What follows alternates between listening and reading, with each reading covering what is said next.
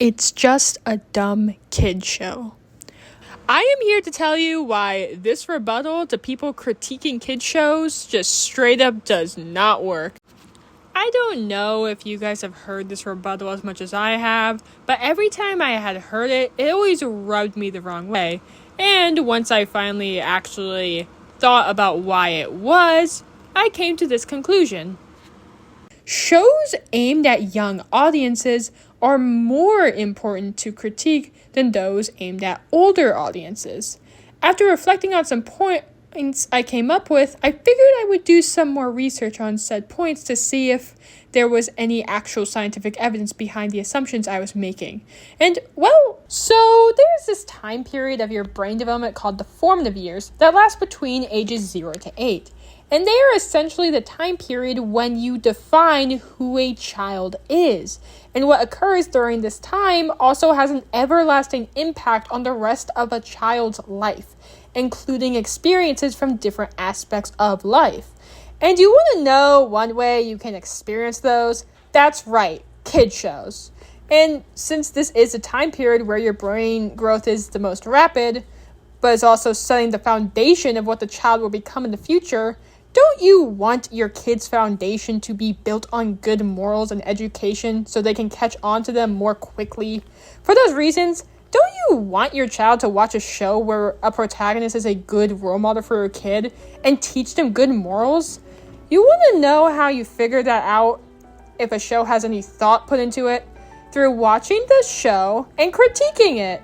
And I'm not just saying this off of nothing, because sadly, there are some kids shows out there that genuinely have bad lessons and have bad characters, meaning that it is something you do have to be aware of. And thus, you should hear what critics have to say about a show to see if it is even a good idea for your child to watch. And I think you should be asking these questions. Should kids shows have perfect characters to show what a child should strive for, or should they have flawed characters that they can relate to and learn from? Does this show have good morals that can help my child learn? Kids are impressionable, not stupid. Their brains are growing, and there are concepts that may be easier to process through a cartoon, such as death and insecurity, because of the more easy-to-swallow, lighthearted tone.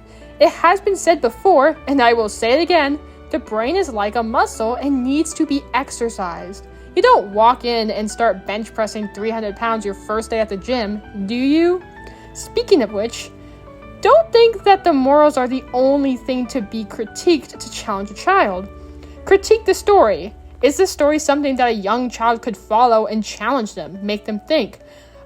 I believe that concepts like these are important to be in children's cartoons because introducing stories and morals can make a child think, be challenged, and allow their brain to grow. It could even inspire them into doing other activities and allow them to, in general, explore hobbies that will stick with them throughout life.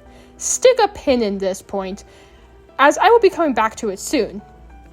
As before I continue on, there is something I want to say. A kid's show does not always have to be complex and story-driven.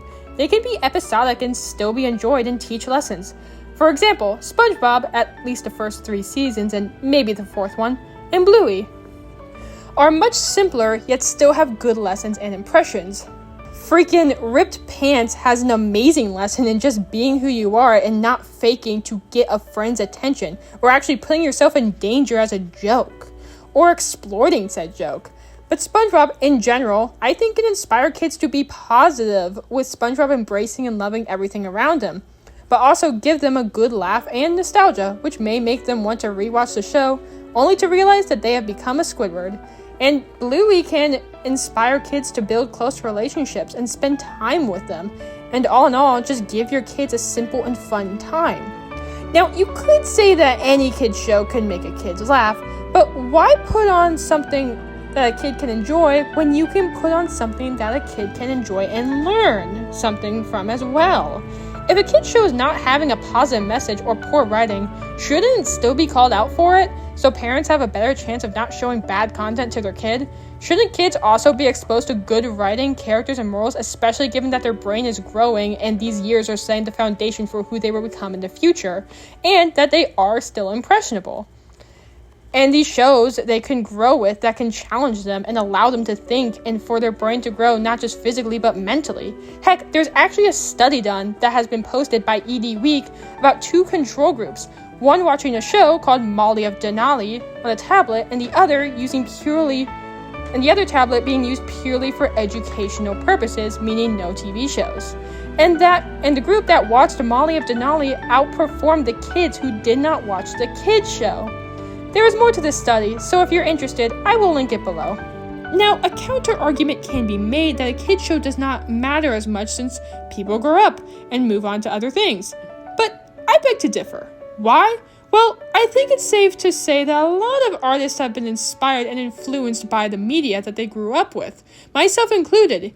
You can actually probably see it in some of the creators that you follow. I'll use Ellis Mark as an example. Within the first 45 seconds of his Butch Hartman's failed cartoons video, he did say that the Fairly Odd Parents is what got him into art.